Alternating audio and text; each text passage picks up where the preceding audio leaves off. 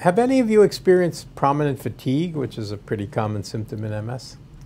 Unfortunately, I've had a lot of fatigue, and I think that it's one of the symptoms that's very common with MS, and people don't seem to understand it. They think fatigue is just being tired, and it's really a very different feeling for me, because I can be really tired as well.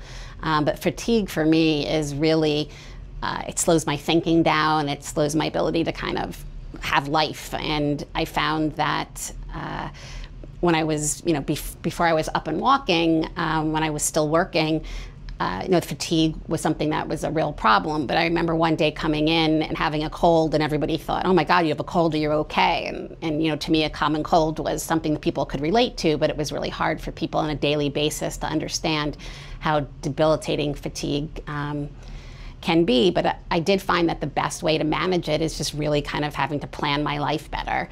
I mentioned that I love to exercise, but if I'm gonna have to go out to dinner with friends, I can't exercise that day because I only have a certain amount of gas in the in my body, and when I use that up, I need to sleep or rest. So fatigue is something that when you manage it well, is very livable, but it really takes an effort to really understand your body and know how much you can do. Can you tell the difference between the fatigue that's associated between maybe the baby waking you up too many times at night and this sort of MS fatigue? Absolutely. As I said, that's like being very tired. And I also find that being tired, if I sleep, it goes away. With my MS fatigue, sometimes sleeping doesn't help it at all.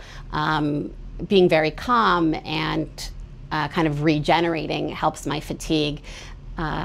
It's just a very different feeling of just kind of slowness in everything you do that makes it hard to really function, and it's very frustrating. Have you noticed any association between how active the illness is and the fatigue? I don't know. That's an interesting question. I haven't really thought about it. Since so many of my walking symptoms have gone away, and really pain and fatigue. But I do actually, when my pain is worse, my fatigue is worse. But that could also be because being in pain can be exhausting. So. But many report that this is somewhat independent of the rest of the aspects of the illness. No, fatigue it really is something, and I always think, oh, I'm older now, is it? But it's not. I see what.